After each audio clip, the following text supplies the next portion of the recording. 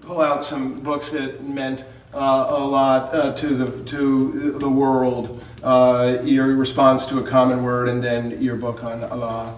And we had a series here, and I can't remember the year, maybe 2013, called Abraham's Tent, Jews, Christians, and Muslims in the World Today. It was really at the time when you were producing this work, and the tortured relationship we all have as Jews, Christians, and Muslims. And so you took your Jesusness and you plunged right in to a greater religious pluralism. I wonder if you might say a word about the meaning of that and how that was. And I think you're right to say that it was inspired also by, and primarily, by who I felt Jesus, what I felt Jesus stood for, and inspired above all by this idea that I mentioned earlier, commitment to love those who are different and who might even be our enemies, and to kind of try to parse out what that might mean in relationship to the world of Islam.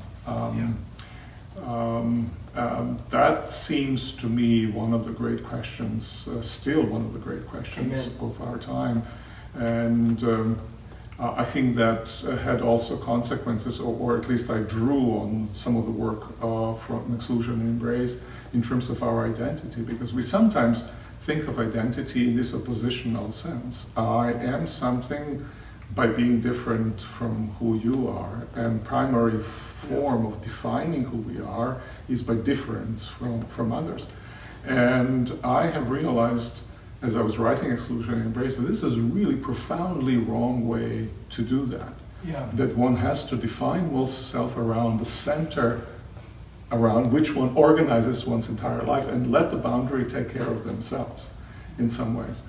And one way to think about it is to say that uniqueness, Christian uniqueness, doesn't matter, is irrelevant. What's relevant is faithfulness, not uniqueness.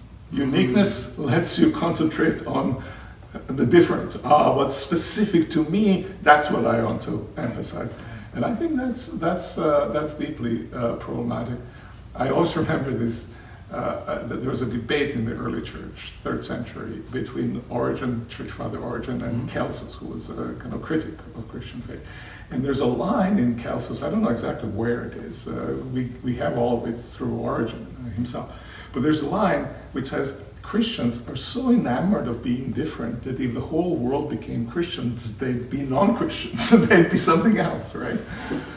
And I felt the same kind of attitude to be there with regard to Islam. The kind of sense of commonality seemed almost to compromise our identity, and of course, it compromises our stance of adversity also.